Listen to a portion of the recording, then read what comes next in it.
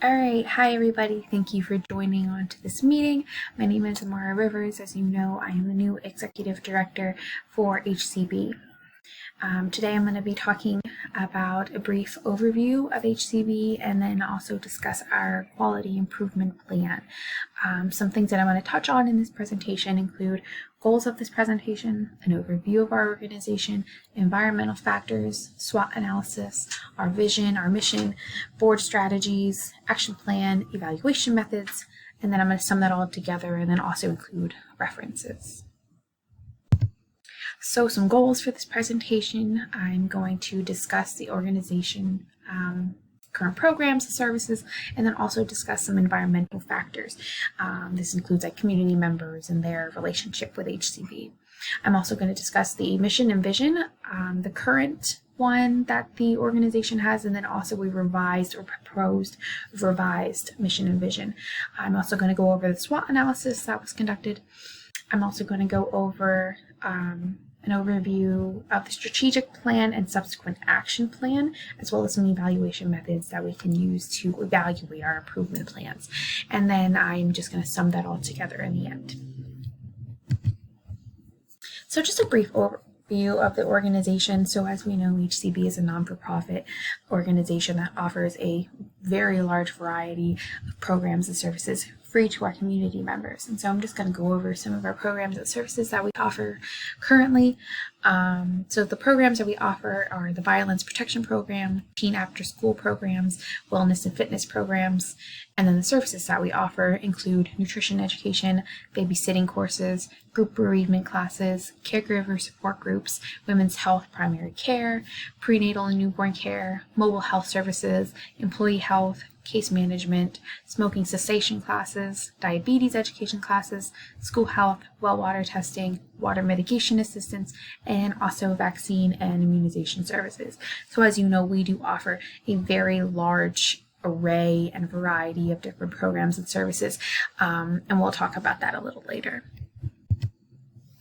So here I just have some environmental factors that contribute to our relationship with our community members, and contribute overall to the goal and the organization itself. So some community expectations relationships, those are some things that are an environmental factor in HCB. And so I just have some points here to talk about. So at large, we are perceived by the community as doing good, that our work is good. However, there is a lack of understanding from community members as well as key stakeholders about what our organization does, because we do offer so many different programs and services and all of that.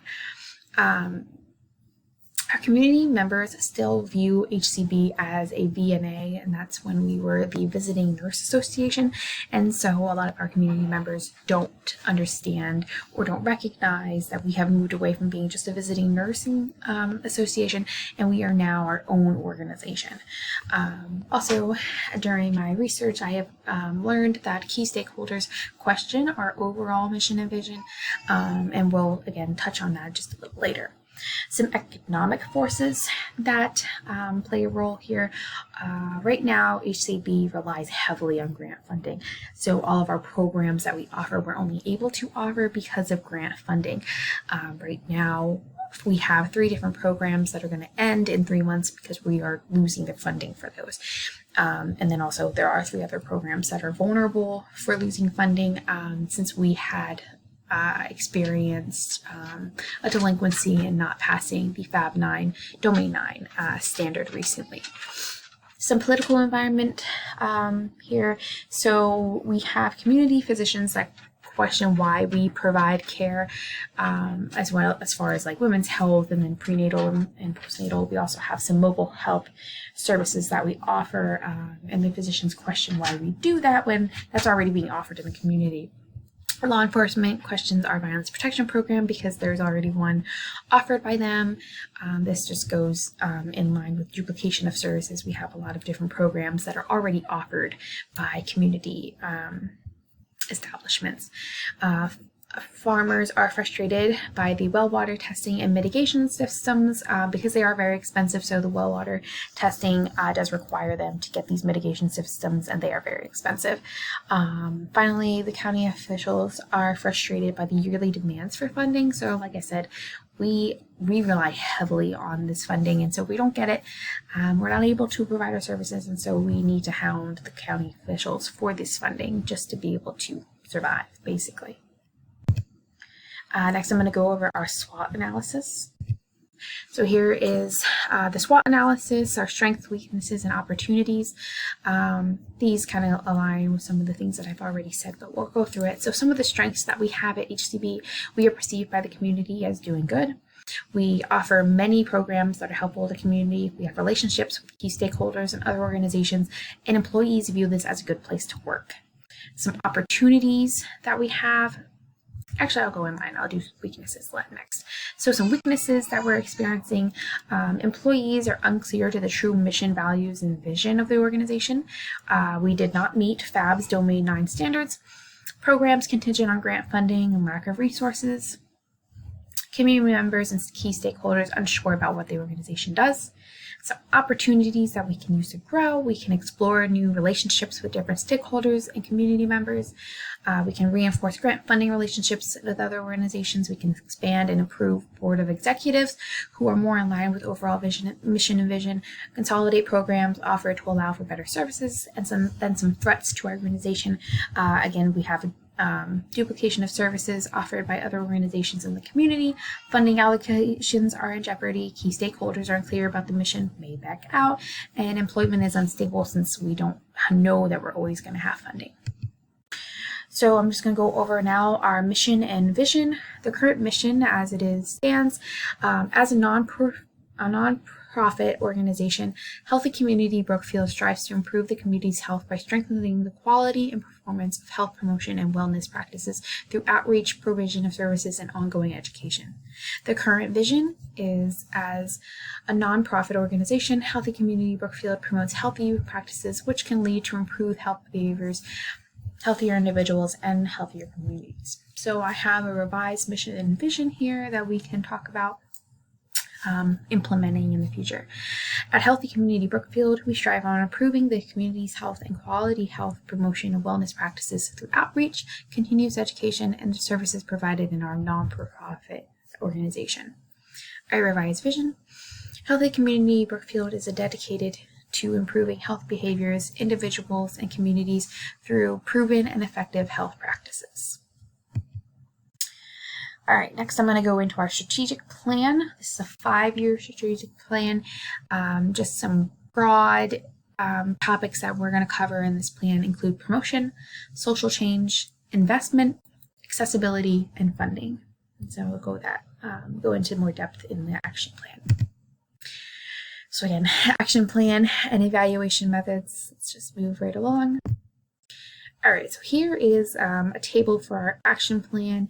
Our action plan is to improve the structure and function of HCB at every level, kind of a redo, so to speak, of the organization. So for our promotion, our objective there is to promote HCB, gain relationships with new stakeholders. The responsibility here is the Director of Public Operations and our Human Resource Director. The timeline for this will be year 1. Some barriers that we might face are strained relationships with current stakeholders could prevent new partnerships. To mitigate that, we could fix or improve our current stakeholder relationships, which I touched on already. The financial obligations here would be cost to promote and networking costs. The next action item is social change. So this is about strengthening community and stakeholder relationships. The responsibility here lies on program managers, human resource director, and community outreach workers. The timeline here is for year 2. Some barriers that we might face are finding people who believe in the mission and support the cause. But to mitigate this, we could send out a survey to the community with lists of issues that align with our target mission, and have people answer to those and then send them back, and just it would help us find the right people. Some financial obligations here would be costs to the mitigation issues. Next action item is investment. So we want to invest in our employees, community members, and stakeholders. The responsibility here lies on our CEO, our COO, board of directors, and executive director. This timeline for this, it would be year 3.